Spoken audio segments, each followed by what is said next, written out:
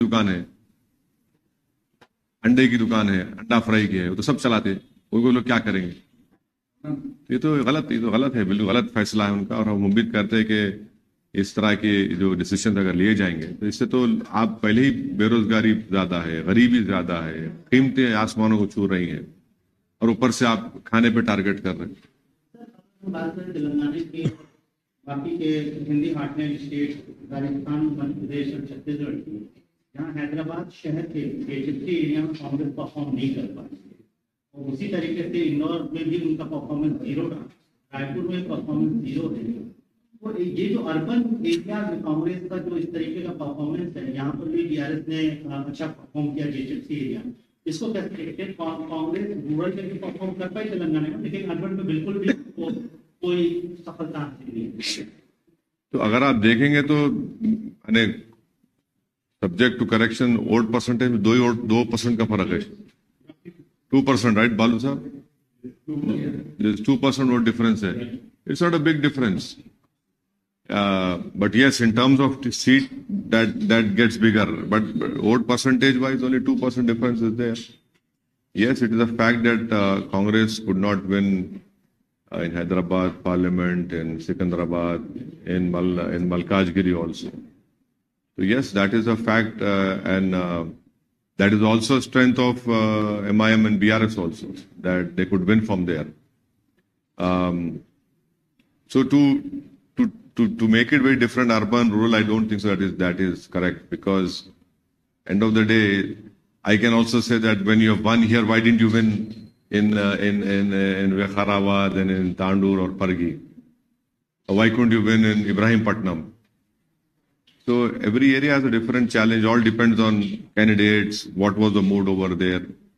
But the fact is, yes, we also played an important role in that.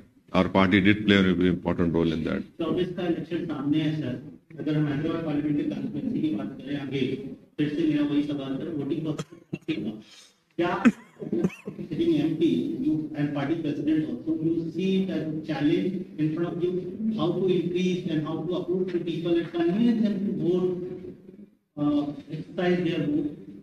Low voting percentage very narrow margin से victories हो रही हैं, इसको कैसे देखते हैं और इसको कैसे आप कोशिश करेंगे कि इसको हम? नहीं, लो पोलिंग परसेंटेज के कई वजूहात हैं।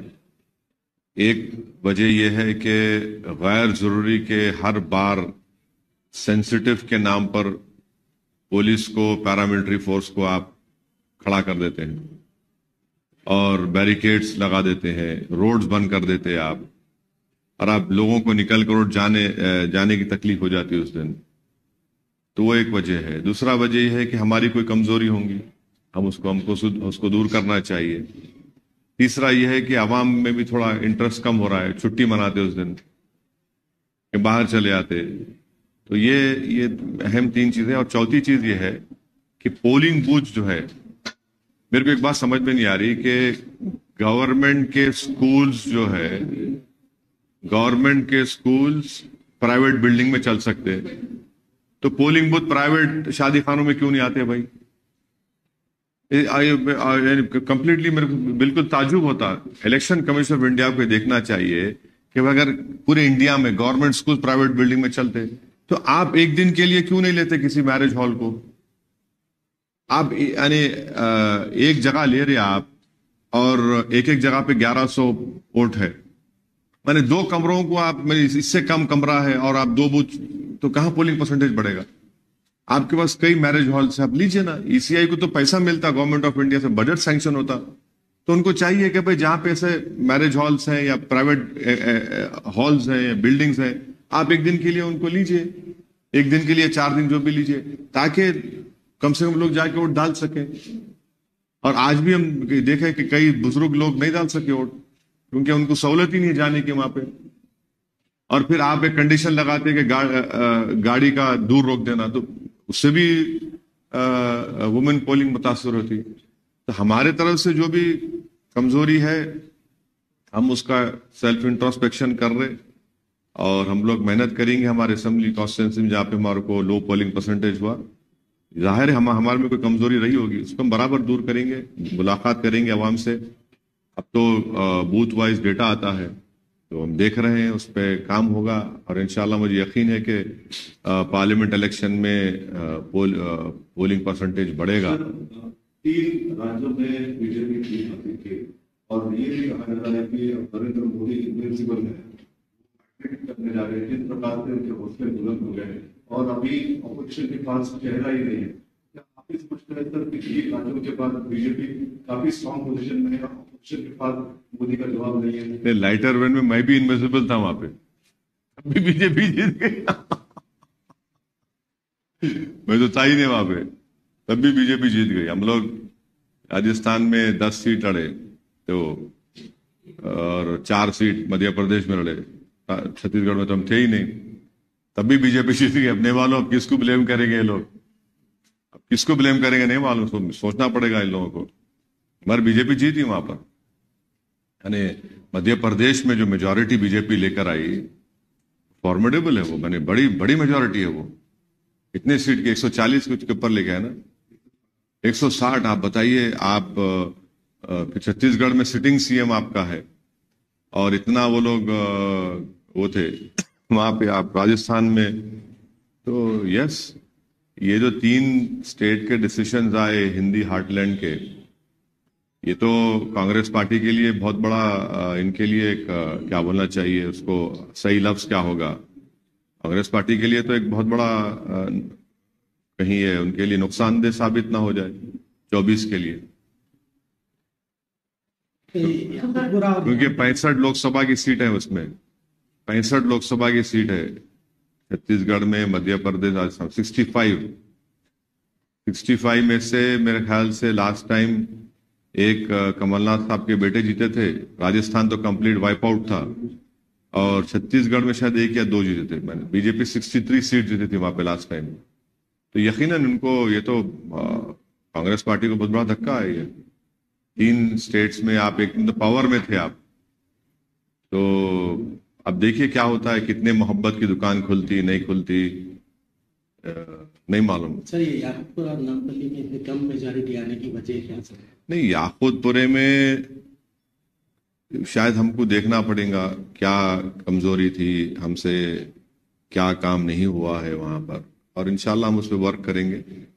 यकीनन हमारे लिए एक फिक्र की बात है और मुझे पूरा यकीन है कि इस पर इंशाल्लाह ताला आप देखेंगे जल्द से जल्द उस पर काम शुरू होगा और हम अपना पोलिंग परसेंटेज भी बढ़ाएंगे वहां पे, और जो भी कमजोरियां खामियां रही उसको इंशाल्लाह हम जरूर दूर करेंगे। मैं याकूतपुरे के अवाम का शुक्रिया अदा करता हूं कि उन्होंने हमको वोट भी दिया, नहीं भी दिया, और जो वोट डालने नहीं निकले, मैं उनसे भी गुजारिश करूंगा कि अगर आप निकल के वोट डालते, जो मजलिस के एक बहुत बड़े चाहने वाले हैं, तो इतना जो रिजल्ट आया इससे बेहतर रिजल्ट आ सकता था।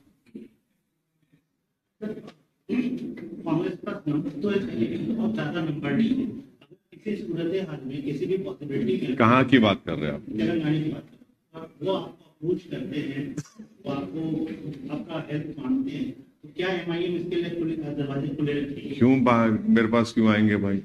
पॉसिबिलिटी अरे कहाँ आएंगे भाई मेरे पास? बोले थे सूचना తీసుకుంటాం आपसे भी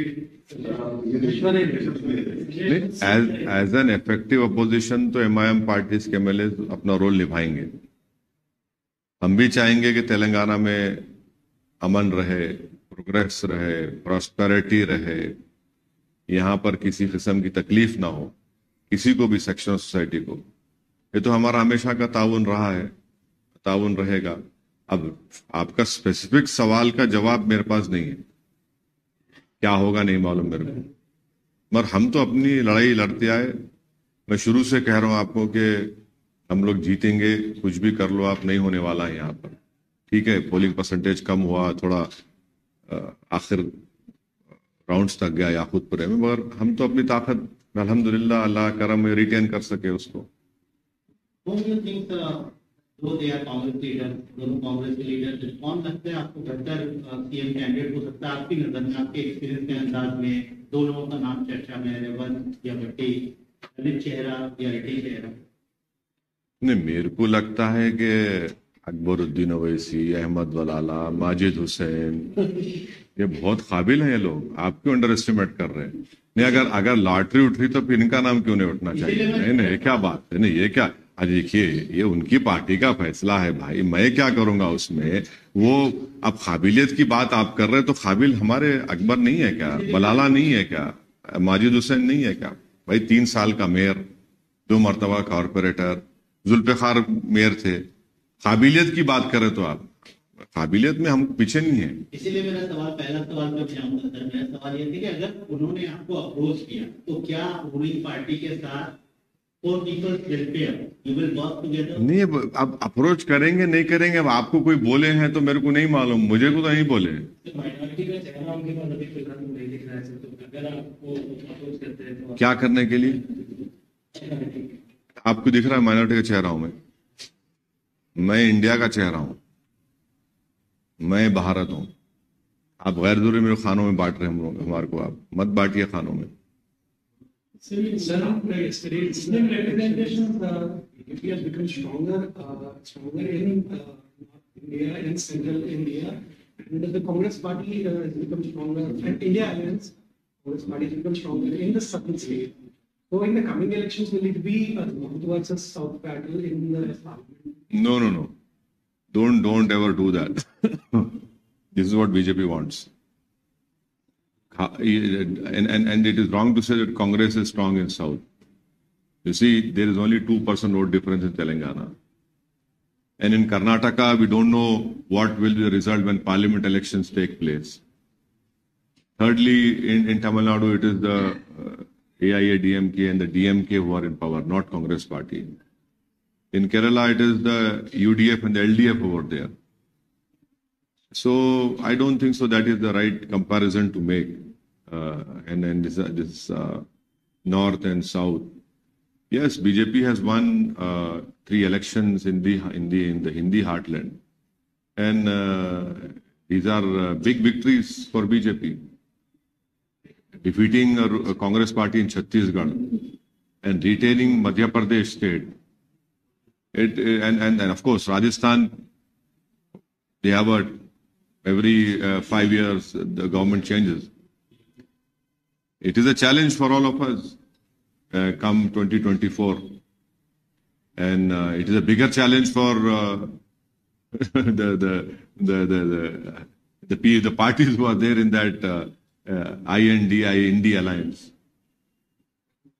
सर, ये 4 स्टेट्स में 636 एमएलएस में रूलिंग पार्टी का एक भी मुस्लिम एमएलए नहीं है। मुस्लिम रिप्रेजेंटेशन रूलिंग पार्टी से मुराद कौन? बीजेपी और कांग्रेस। कोई मुस्लिम एमएलए इलेक्ट नहीं हुआ। नहीं, मध्य प्रदेश में आरिफ मसूद हुए ना, 2 इलेक्ट हुए हैं, बहुत पोजीशन एमएलए। नहीं, अच्छा, रूलिंग पार्टी वो तो बीजेपी है। बीजेपी टिकट देती भी नहीं ना, बीजेपी तो टिकट देखिए, बीजेपी का क्लियर कट है, वो मुस्लिम माइनॉरिटी को इंडियन पॉलिटिक्स से इनविजिबलाइज कर चुके हैं। एक मिनट ठहरिए भाई, बात मत करिए, एक मिनट ठहरो भाई। तो वो लोग इनविजिबलाइज कर चुके हैं, पूरा कोई है ही नहीं। तो बीजेपी का उनके पास एक मुस्लिम एमपी नहीं है, मुस्लिम मिनिस्टर नहीं है यूनियन गवर्नमेंट में, तो बीजेपी का क्लियर कट आइडिया है। अब दूसरे पार्टीज जो है, अब वो भी तो वैसे फॉलो कर रहे हैं, वही फॉलो कर रहे हैं ना, वो भी तो सॉफ्ट हिंदुत्व बोलिए, हार्ड हिंदुत्व बोलिए। अब कमलनाथ साहब का मध्य प्रदेश स्टेटमेंट था कि राजीव गांधी ने बाबरी मस्जिद के ताले खोले, अब आपके ही घर को लॉक पड़ गया। मध्य प्रदेश में आपके ही घर को लॉक पड़ गया। अब इनको सोचना चाहिए, ये छत्तीसगढ़ में आप बड़े बड़े धर्म संसद कराए, आप कराइए बाप। ये चीजें हैं, ये देखना पड़ेगा। तो ये तो है। ट्विटर सेशन चल रहा है सर पार्लियामेंट का, प्राइम मिनिस्टर ने आज एड्रेस किया मीडिया को, उन्होंने अपील की ऑपोजिशन से कि वो जो 3 राज्यों का हाथ है जिनमें इशारा कांग्रेस की तरफ, गुस्सा पार्लियामेंट के अंदर नहीं। हम प्रधानमंत्री से ये और बीजेपी से ही बोलेंगे कि पार्लियामेंट में हम जो बहस करना चाह रहे हैं उसको अलाउ करिए। आप दिल बड़ा करिए, आप सिर्फ अपना गवर्नमेंट का अपना गवर्नमेंट का एजेंडा लेके मत चलाइए प्लीज। सिर्फ आप अपना एजेंडा लाके करा लेंगे तो अपोजिशन क्या करेंगे? आप डिबेट्स में तो होनी चाहिए। सरकार को हम क्रिटिसाइज करें इश्यूज में ऐसे कई। चाइना पे प्रधानमंत्री क्यों नहीं डिबेट कराते पार्लियामेंट में? क्यों डरते प्रधानमंत्री और उनकी सरकार चाइना से? डिबेट करवाइए ना भाई। 2000 स्क्वायर किलोमीटर में चाइना कब्जा करके बैठा है। हम चाहेंगे डिबेट हो गाजा में, गाजा के ऊपर जो इसराइल जुल्म कर रहा है। 12,000 लोगों को इसराइल खत्म कर चुका है। फलस्तीनों से हमारा पुराना रिश्ता रहा। ये डिबेट होना चाहिए पार्लियामेंट में गाजा के बारे में, चाइना जो जमीन पर कब्जा करके बैठा है। और क्या मुद्दे आपको लगता है विंटर सेशन में हो सकते हैं? बहुत से मुद्दे हैं भाई। अभी तो चुनाव से हम निकले हैं, तो ये 1 महीना तो यही इसी में थे। बहुत से ज़ाहिर है हमारे वतन अजीज में बहुत से अवामी मसाइल हैं जिस पर बहस होनी चाहिए, और लोग पार्लियामेंट तरफ देखते हैं कि भाई क्या ये मेरी तकलीफ को बयान कर रहे हैं, क्या हुकूमत मेरी तकलीफ को समझ रही है। और सब हो गया बस। पूछने 1 to 1 नहीं, 1 to 1 नहीं, पूछ लो आप। रास्ते का कुछ पूछना है आपको भाई साहब? पूछना है पूछ लो भाई। 1 to 1 मत करिए भाई। मेरे पास टाइम नहीं है, मेरे को मीटिंग में जाना, मेरी फ्लाइट है दिल्ली के लिए जाना है मेरे को।